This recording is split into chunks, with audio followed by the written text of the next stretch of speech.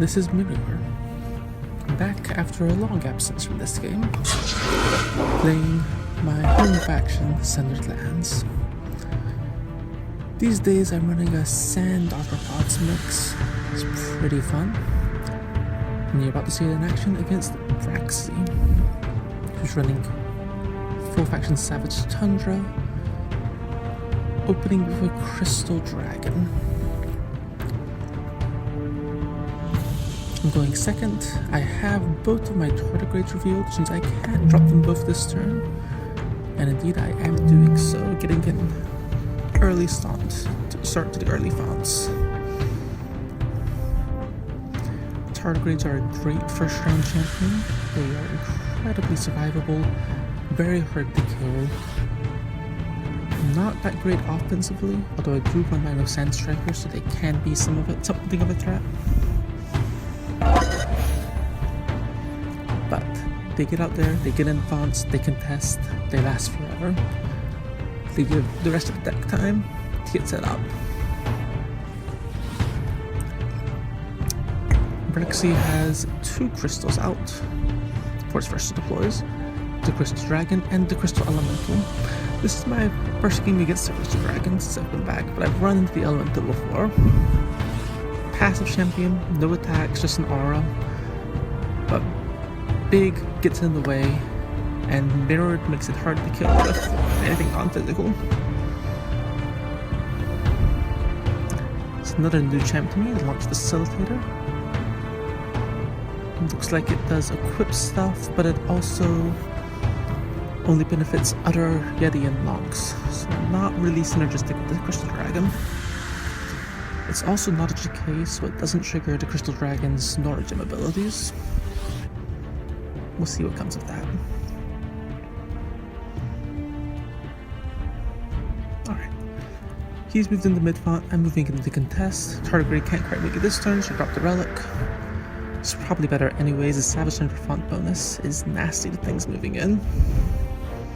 -2 action points. Wouldn't make a big difference in this situation, but makes a big difference otherwise.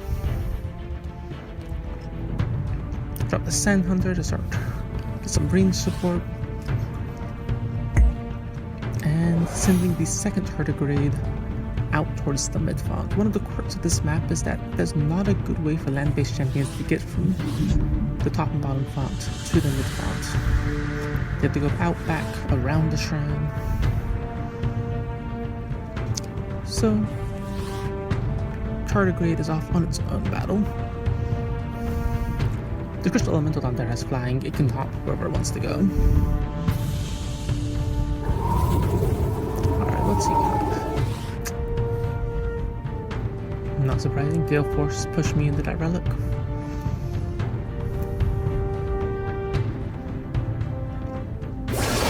And the Dragon kills her. Right.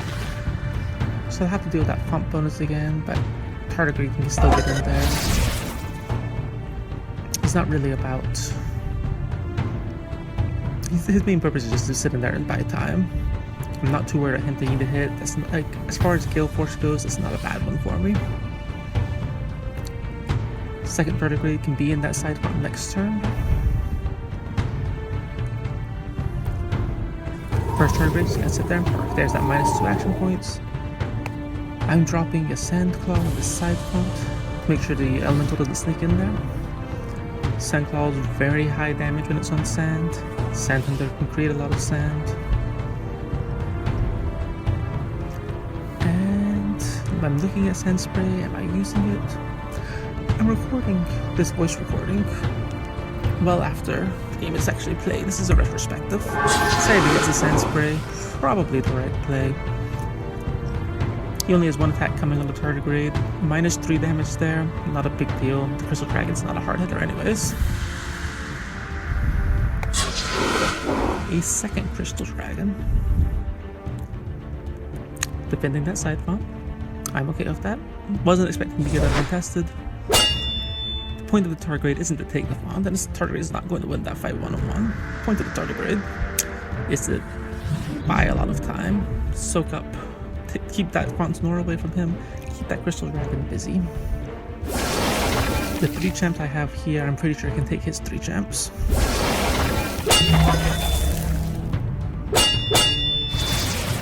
Alright, Tardigrade's defensive turtle has been triggered. Now's a good time for Sand Spray. I've got 2 attacks coming from that dragon next turn, make them as low damage as possible.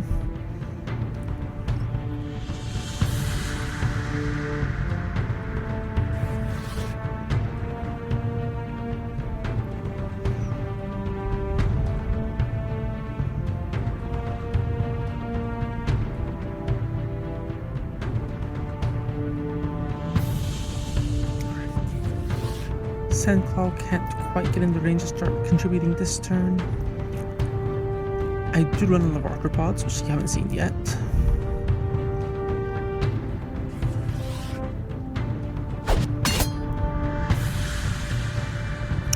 Alright.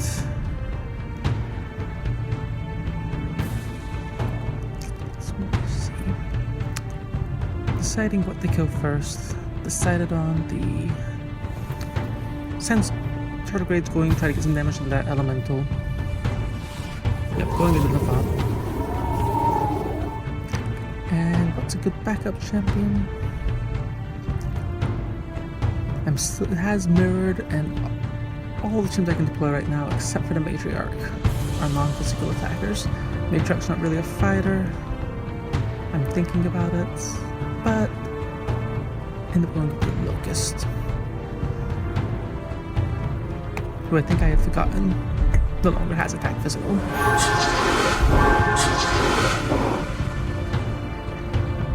But Locust is a great rune. It swarms, makes more copies of itself, and those copies then make more copies. If I can pull it off, it can win games in and of itself. It's also decently high price for this deck. I run a lot of cheap champions, so more expensive ones.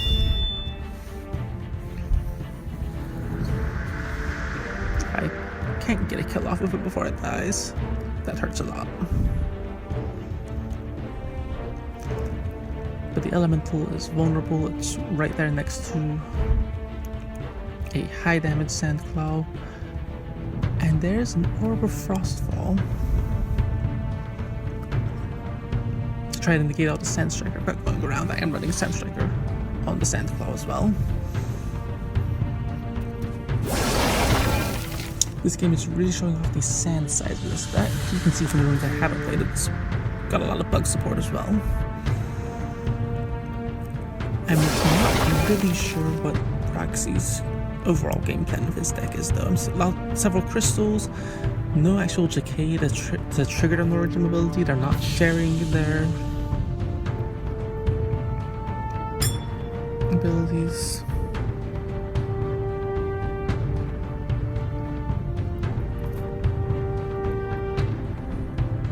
And Braxzee has disconnected.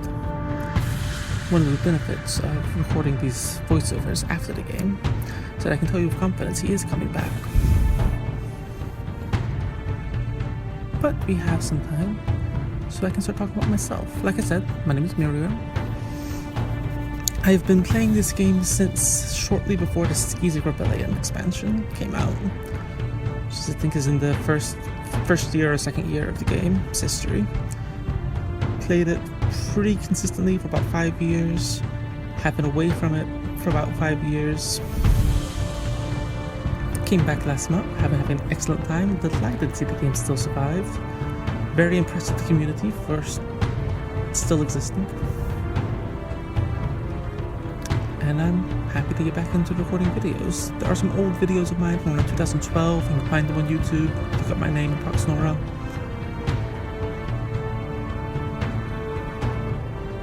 But I'm not particularly interested in reviving that channel. Alright.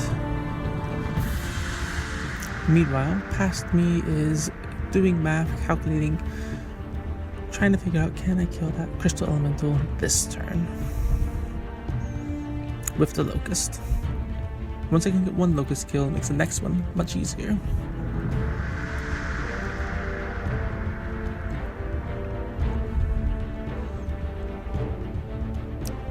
3 champs around, can probably get the kill off.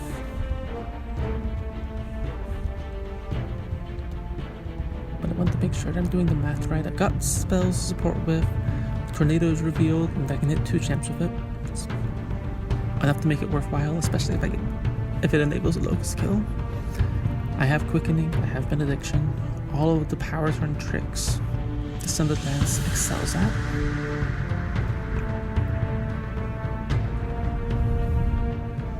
I'm checking around his back relics, checking his other units, making sure there's no defensive ability that will surprise me.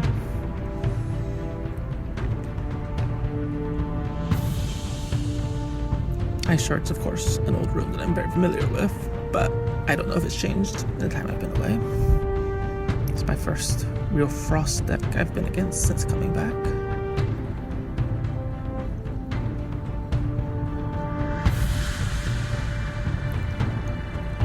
I'm also looking for that Orb of Frostfall. I don't see it deployed anywhere, so I'm guessing it's a stealth relic, which means it could be anywhere. It's only affecting the mid-front area, so probably somewhere in that area. I'll find it when it's relevant. And Braxzee's back. I'm not running any detection in this deck. I haven't really seen a need. It's Sand excels, Thunder Lens in general excels at having lots of AoEs.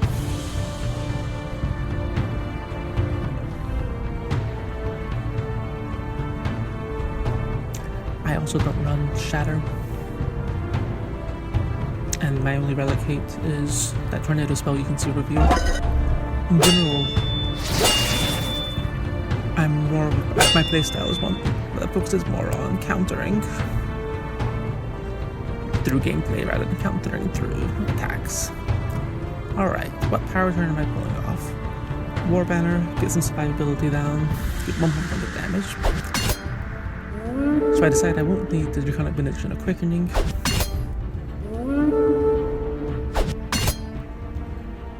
Which is true. 7 damage. Do I remember Mirrored? Found the relic. Easy to go around. And I have not remembered Mirrored. Leaves me 3 short. That's why I have backup spells. Force Transfusion is fantastic. Brings all action points from the Crystal Dragon, gives me the Locust, let me get Swarm off. I'm very happy with that.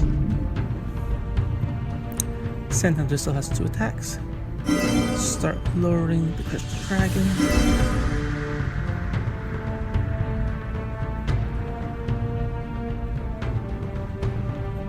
Get Sunder on there, make the next kill much easier, and probably get it next round. Meanwhile, the side front target is just stalling for time. The dragons have Frost Armor, gives them very high defense and a damage shield, but only for 2 turns. Do it every other turn.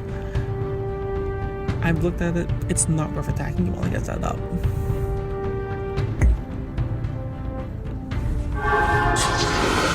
I'm okay with the long round up there. In fact, the longer the better. Alright, what's he doing?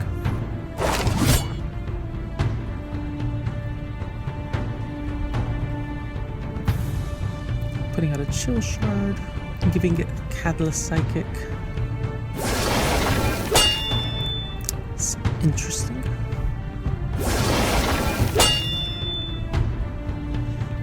Doesn't seem like the most helpful thing for him in this situation.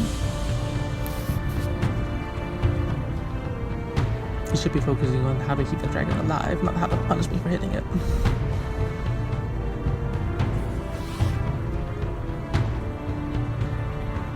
And he's going for the Sand Hunter. Doesn't quite have the damage to take it out without some sort of trick.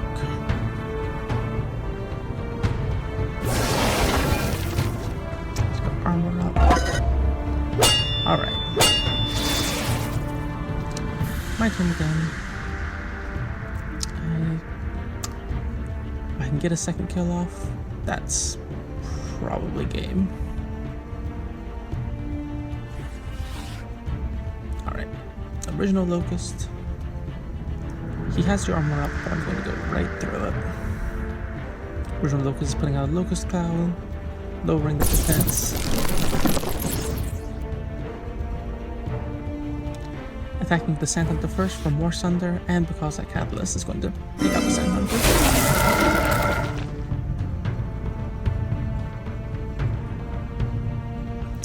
The Trail Snow is not actually disabling Sand Spray. The Sundered Land bonus is reducing the damage from the Catalyst, which is fantastic. Makes that Chill Shard a very bad investment.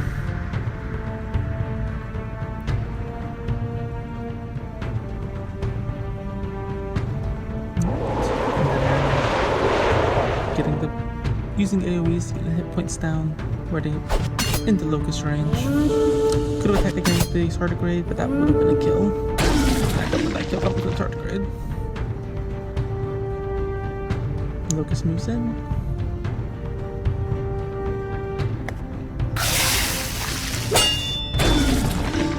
And 3 Locusts. Tardigrade is still going out to die into this turn, picking up Nora Globe. And moving down there.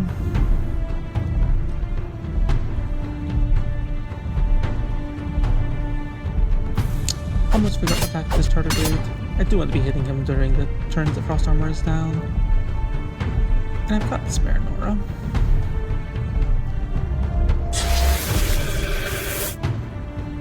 It's going to be a long battle. We can distract him.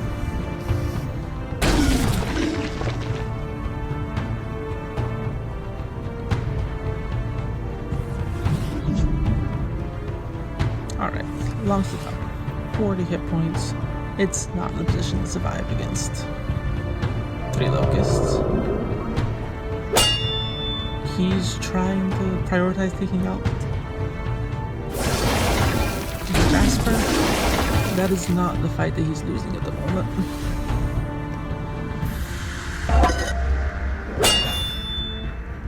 So instead he's retreating. Getting the pump bonus back up. Which is fine.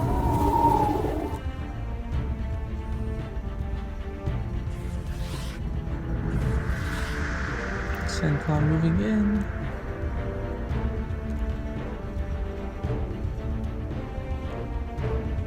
And Locusts moving in as well.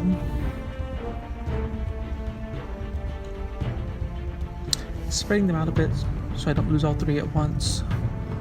It's always disappointing when that happens. And picking out a new champion. Yeah, I'm going the Sandlion. More bug support to keep up creep and crawl on the Sandclaw, and it is long range. It can contribute to hitting the Facilitator very quickly.